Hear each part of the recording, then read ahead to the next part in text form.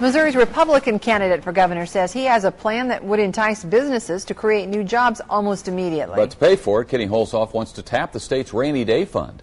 KY3 political reporter David Katniss is here with details and why some think that's a bad idea. Ethan and Lisa, Hulshof says this would be his first legislative initiative as governor, but this also paints a much-needed contrast with his Democratic opponent Jay Nixon on how he'd approach economic challenges and where to spend the state's money. The Hulshof plan would offer a 6% rebate for businesses that hire 6 new employees. And what we're trying to do is really encourage new jobs to be created here and help businesses that are cash-strapped. Rural areas would need to employ just 3 new workers to qualify for the deal, and counties with higher unemployment would get an extra payback of 8%.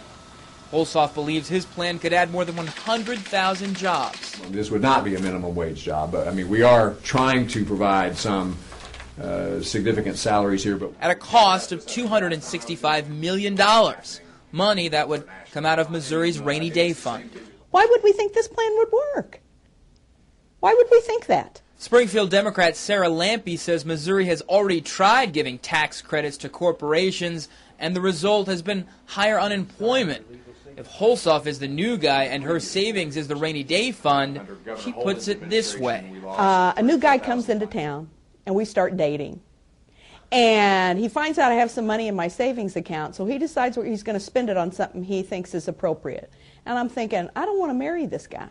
He's dipping into my savings. It's probably not a coincidence that the $265 million price tag on Hulshof's plan is the exact same amount of money Jay Nixon wants to use to restore the Medicaid cuts. He suggests $265 million of putting people back on the government rolls for health care.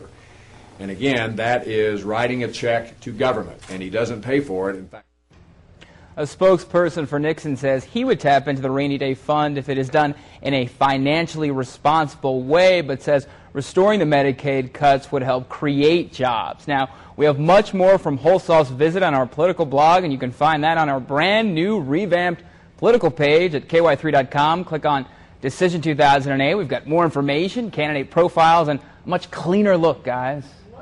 Election section, Dave. Thanks for the advice.